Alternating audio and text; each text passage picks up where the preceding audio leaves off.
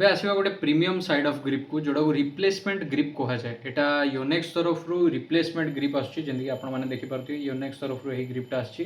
ଏଟାକୁ replacement grip ଏଇଥିପାଇଁ କୁହାଯାଏ କାହିଁକିନା ଏଇ ଗ୍ରିପ୍ଟା ଡାଇରେକ୍ଟଲି ଆପଣଙ୍କର ହ୍ୟାଣ୍ଡେଲ୍ ଉପରେ ଲାଗେ, ଯେଉଁଟାକି ରାକେଟ୍ର ଯେଉଁ ହ୍ୟାଣ୍ଡେଲ୍ ଥାଏ ତା ଉପରେ ଡାଇରେକ୍ଟଲି ଏଇଟା ଲଗାଇ ପଡ଼େ। ଯେଉଁ ଇନଷ୍ଟଲ୍ଡ ଗ୍ରିପ୍ ଆସୁଥାଏ ସେଟାକୁ କାଢ଼ିଲା ପରେ ତାପରେ ଆପଣ ଏଇ ଗ୍ରିପ୍ଟାକୁ ଲଗାଇ ପାରିବେ। ଆଉ ଏବେ ମୁଁ ଏଇ ଗ୍ରିପ୍ଟାକୁ ଏଇ ରାକେଟ୍ରେ ଲଗାଇବାକୁ ଯାଉଛି, ଯେଉଁଟାକି ମୋର ମୋଷ୍ଟ ୟୁଜ୍ଡ ରାକେଟ୍ଟା ମୋ ହିସାବରେ ଥଣ୍ଡର ବୋଲ୍ଟ